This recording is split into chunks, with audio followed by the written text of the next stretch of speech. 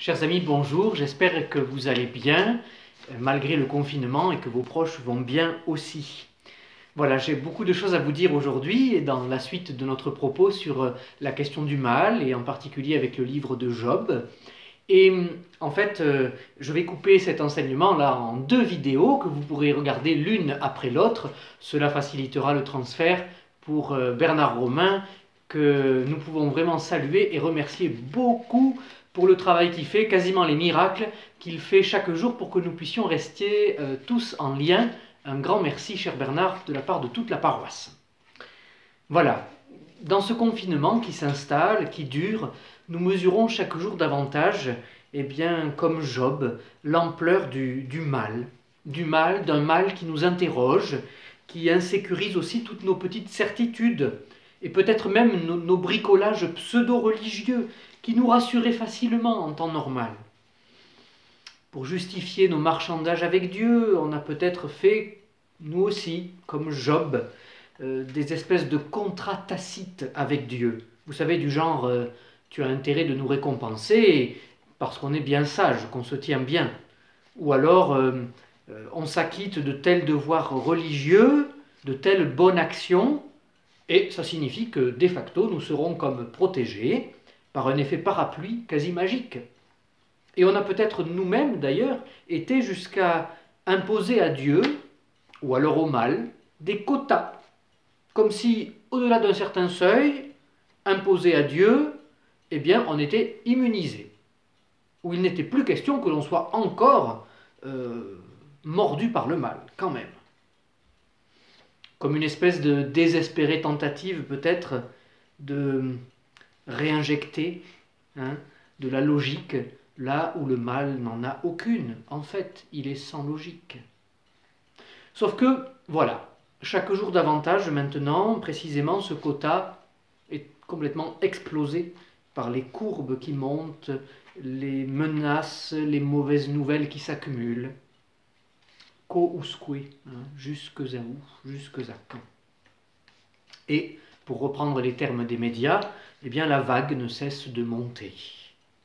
Et elle pourrait, comme les disciples de Jésus, dans la barque, submerger notre foi, ou du moins, sans doute, l'ersatz de foi que le livre de Job nous aide à identifier, à débusquer pour aller beaucoup plus loin. Or, nous voilà arrivés dans ces derniers chapitres de ce livre de Job, au moment où Dieu va, enfin, pourrait-on dire, répondre, après avoir écouté la plainte de Job, son procès envers lui. Pendant des dizaines de chapitres, Dieu va répondre. Alors, faisons un peu l'état des lieux. Dans sa plainte, Job, finalement, se bat avec l'épouvantail de ses projections sur Dieu.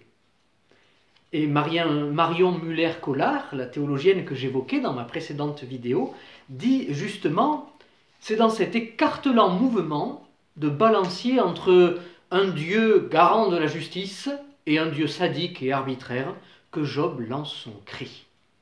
Le voilà, ce bricolage pseudo-religieux qu'il avait fait tenir jusque-là et que son épreuve a balayé. Et son cri, dit la théologienne, est son premier acte de foi libre, en fait. En effet, à un Dieu fonctionnel qui nous lie par un contrat, on n'a pas besoin de parler. Elle fait remarquer que les amis de Job savent très bien parler de Dieu comme d'un objet de pensée, mais ils ne s'adressent jamais à lui comme à un sujet. D'ailleurs, ces amis de Job qui lui répondent, qui lui rétorquent, eux ne bougeront jamais d'un iota alors que Job fait beaucoup de chemin. À un Dieu, continue la théologienne, qui nous a traînés hors de l'enclos de toutes nos garanties, on doit adresser la parole, on doit lancer de pressantes questions et l'on brûle d'entendre un mot de sa bouche. Je cite alors cette théologienne, Marion Muller-Collard, vraiment in extenso, on ne peut rien trouver de mieux sur le sujet, je trouve. Écoutez bien. C'est alors que l'alternative fermée entre un Dieu juge et un Dieu pervers, cette alternative amalgamée qui, finalement, je n'arrive plus à me lire, qui cimente son propre paradoxe, c'est alors que cette alternative se fissure et laisse entrevoir un autre Dieu. Si ce n'est lui, qui est-ce donc ? Demandait déjà Job bien des chapitres avant, prisonnier de sa relation contractuelle avec Dieu. À force de spasmes et de cris, à force d'une parole qui cherche, Job entrevoit enfin un autre Dieu. Job disait déjà au chapitre 19, et la théologienne à ce moment-là donne une traduction très belle, « Je sais bien, moi, que mon défenseur, Goël, est vivant. » Goël en hébreu. « Que le dernier, il surgira de la poussière. Et après qu'on aura détruit cette peau qui est la mienne, c'est bien dans ma chair que je contemplerai Dieu. C'est moi qui le contemplerai, oui, moi. Mes yeux le verront, lui, et il ne sera pas étranger. Mon cœur brûle, en brûle en dedans de moi. » Voilà, mon ami Job, tu tiens dans ta main la peau morte d'un Dieu que tu avais mandaté pour garder ton enclos. Mais tu sais à présent que ton Rédempteur est vivant, ton Goël, ton avocat, ton défenseur, celui qui ne défend pas ton enclos, mais ta quête d'un autre Dieu, celui qui mettra au monde avec toi une autre foi, qui t'accouchera d'une autre confiance.